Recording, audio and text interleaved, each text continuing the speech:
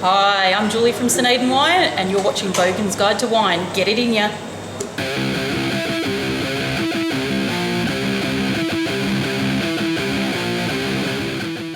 G'day guys, welcome to a new episode of Bogans Guide to Wine. Sampy with you. I've come down to the Ferguson Valley, that's right, isn't it? Yep.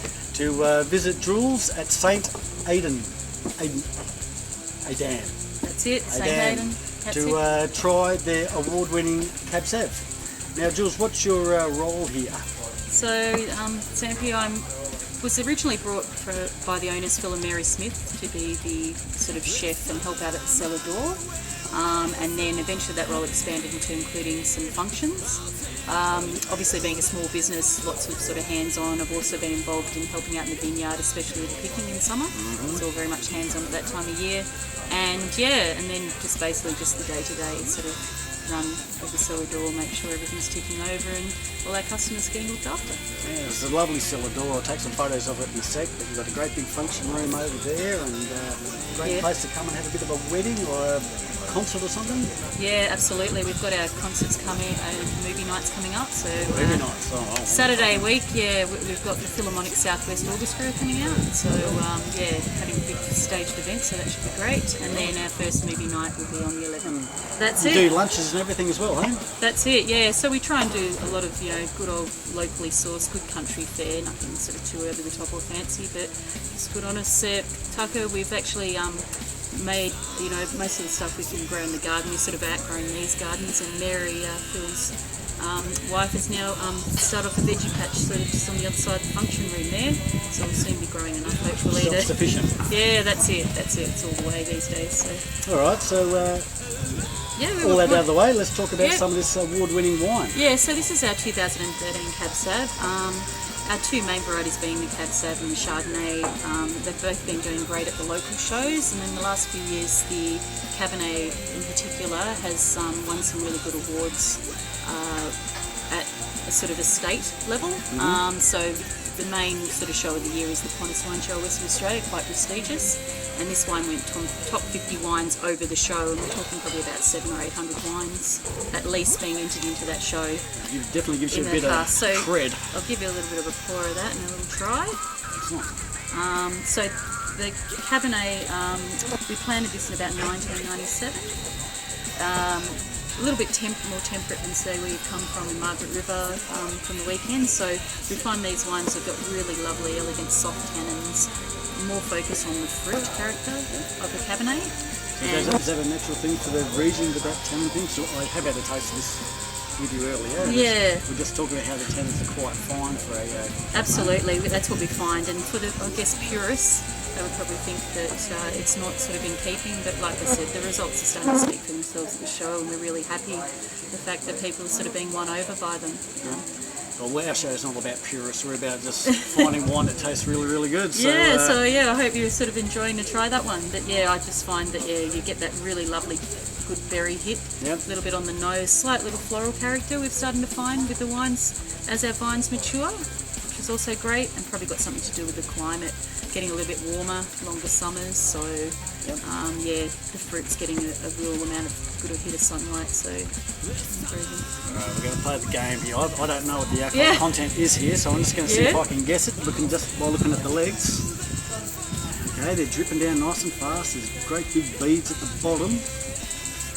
There's not heaps of them though, so would I be correct in assuming that's about 14%? Yeah, it's pretty good, 14 and a half.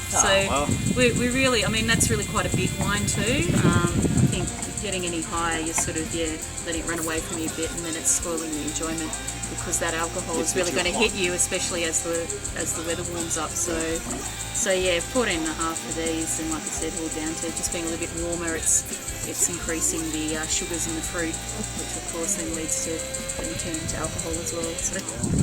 Alright, so what should I be looking for in the nose? I know there's some interesting tasting notes up in the cellar door there. Yeah, so our winemaker Mark Messenger, who's down at Margaret River, down at Juniper Estate where we send all our fruit, he's responsible for our wine notes. He's the one really tasting it and honing it right down to it before, and deciding when it's going to go in the bottle.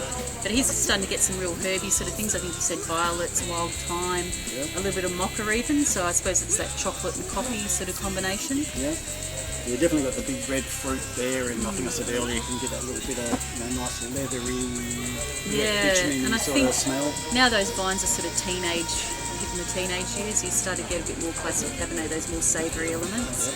The red licorice one's throwing me a bit, but I guess I've never tried red licorice before, so... I was going to say that. I saw the red licorice up there. That's the one that we're meant to be getting on the palate, so...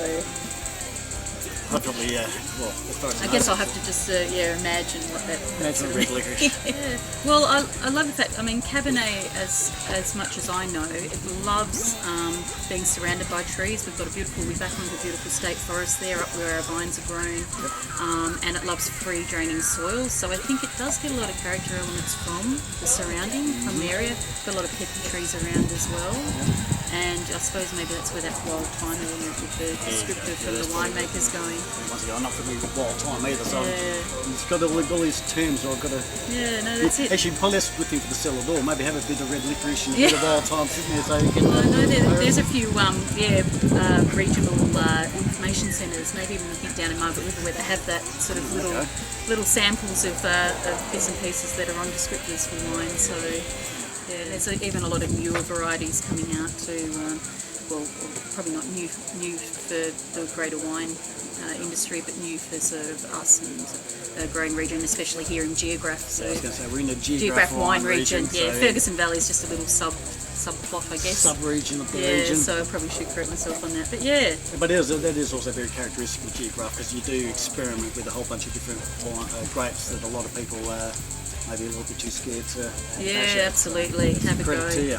So, even though you're saying that this isn't drinking at its best, I think this is mighty fine, and obviously the judges are thinking the same thing. Yeah, no, it's really pleasing. I can recommend going out of your way, coming down to St Aidan's, check out this wonderful cellar door they've got, because it's really, lovely place. Oh, the flies are a bit, yeah, the flies are a bit today. friendly. I think it's that real muggy weather today. They're just hanging around me. After 2 days sitting down and Gourmet Escape. All right, we better wrap this up. Thank you very much for your time there, Jules. No worries. Thanks very much for coming. Till next time, this has been Bogans Guide to Wine. Get it in ya.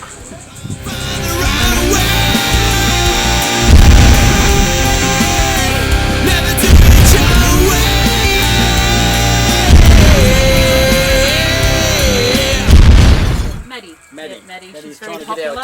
Always in high demand with the kids and the weekends. Pretty with me. All right.